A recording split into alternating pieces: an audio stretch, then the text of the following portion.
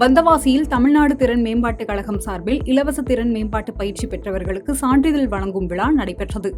திருவண்ணாமலை மாவட்டம் வந்தவாசியில் முகமது இஸ்மாயில் நினைவு அறக்கட்டளை மற்றும் தமிழ்நாடு திறன் மேம்பாட்டுக் கழகம் சார்பில் இலவச திறன் மேம்பாட்டு பயிற்சி பெற்றவர்களுக்கு சான்றிதழ் வழங்கும் விழா நடைபெற்றது.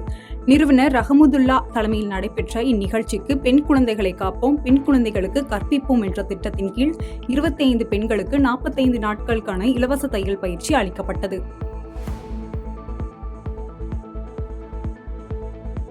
கஞ்சா விற்பனையில் ஈடுபட்டு தப்பித்து ஓடிய இளைஞர்களை போலீசார் தேடி வருகின்றனர்.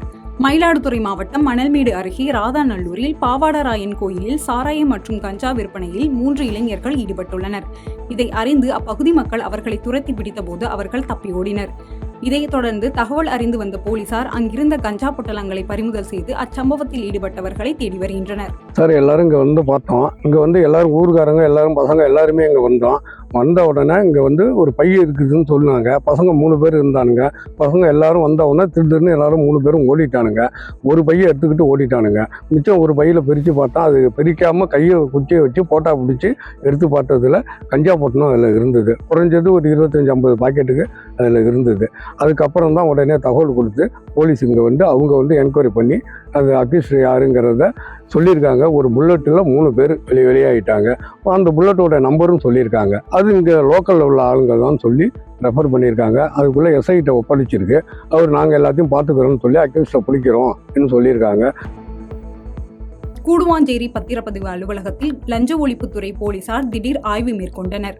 செங்கல்பட்டு மாவட்டம் கூடுவாஞ்சேரி பத்திரப்பதிவு அலுவலகத்தில் லஞ்ச ஒழிப்புத்துறை துணை கண்காணிப்பாளர் சரவணன் தலைமையில் 6 பேர் கொண்ட குழுவினர் திடீரென்று சோதனை மேற்கொண்டனர். இந்நிலையில் பத்திரப்பதிவு அலுவலகத்தில் சோதனை செய்ததில் கணக்கில் வராத பல்வேறு ஆவணங்கள் மற்றும் ரூபாய் நோட்டுகள் சிக்கியுள்ளதாக தகவல் தெரியவந்துள்ளது. தாராபுரத்தில் கனிம வளம் கொள்ளையடித்து சென்ற திமுகவினரின் லாரியை அதிமுகவினர் சிறைப்பிடித்ததால் இரு தரப்பினருக்கும் மோதல் ஏற்பட்டது. திருப்பூர் மாவட்டம் தாராபுரத்தில் அனுமதியின்றி கனிம வளங்களை கொள்ளையடித்து சென்ற லாரியை அதிமுகவினர் சிறைப்பிடித்தனர். இந்நிலையில் சிறைப்பிடித்த லாரியை திமுகவினர் எடுத்து செல்ல முயன்றதால் திமுகவினருக்கும் அதிமுகவினருக்கும் மோதல் ஏற்பட்டது. இதைத் தொடர்ந்து தகவல் அறிந்து சம்பவ இடத்திற்கு வந்த காவல்துறையினர் இரு தரப்பினரையும் சமாதானம் செய்யும் முயற்சியில் ஈடுபட்டனர். திண்டிவனம் வட்டாட்சியர் அலுவலகத்தில் வீட்டுமனை பட்டா வழங்க வலியுறுத்தி கிராம மக்கள் முற்றுகை போராட்டத்தில் ஈடுபட்டனர். விழுப்புரம் மாவட்டம் நெய்க்குப்பி கிராமத்தில் சுமார் 500க்கும் மேற்பட்ட மக்கள் வசித்து வருகின்றனர். இந்நிலையில் அவர்களுக்கு சொந்தமான வீட்டுமனை பட்டா இல்லாத காரணத்தால் பட்டா வழங்க வலியுறுத்தி திண்டிவனம் வட்டாட்சியர் அலுவலகத்தில் அப்பகுதி மக்கள் வட்டாட்சியர் அலுவலகத்தை முற்றுகையிட்டு போராட்டத்தில் ஈடுபட்டனர். புலி ஒன்று தேக்கடி முல்லை பெரியாறு ஆற்றில் நீந்தி கரையேறி செல்லும் வீடியோ வைரலாகி வருகிறது. கேரளத்தில் தேக்கடி முல்லை பெரியாறு ஆற்றின் அருகே பெரியார் வனவிலங்கு சரணாலயம் அமைந்துள்ளது. இந்நிலையில் அங்கு வந்த சுற்றுலா பயணிகள் படகு சவாரி சென்றபோது புலி ஒன்று தண்ணீரில் நீந்தி கரையேறி சென்றுள்ளது. இதை சுற்றுலா பயணிகள் வீடியோ எடுத்து சமூக வலைதளங்களில் பதிவிட்டதை தொடர்ந்து தற்போது அந்த வீடியோ வைரலாகி வருகிறது. குடியாத்தத்தில் இருந்து வேலூர் நோக்கி சென்ற அரசு பேருந்து விபத்துக்குள்ளாகியுள்ள சம்பவம் பரபரப்பை ஏற்படுத்தியுள்ளது. வேலூர் மாவட்டம் குடியாத்தத்தில் இருந்து வேலூர் நோக்கி சென்ற அரசு பேருந்து சாலையோரத்தில் உள்ள தடுப்பு சுவர் மீது மோதி விபத்துக்குள்ளான சம்பவம் பரபரப்பை ஏற்படுத்தியுள்ளது. இந்த விபத்தில் பேருந்தில் பயணம் செய்த ஓட்டுநர் மற்றும் நடத்துனர் உள்பட 20க்கும் மேற்பட்டோருக்கு லேசான காயம் ஏற்பட்ட நிலையில் குடியாத்தம் அரசு மருத்துவமனையில் சிகிச்சை பெற்று வருகின்றனர். நாகர்கோவில் ஆட்சியர் அலுவலகத்தில் மீனவர் குறைதீர்க்கும் நாள் கூட்டம் ஆட்சியர் தலைமையில் நடைபெற்றது.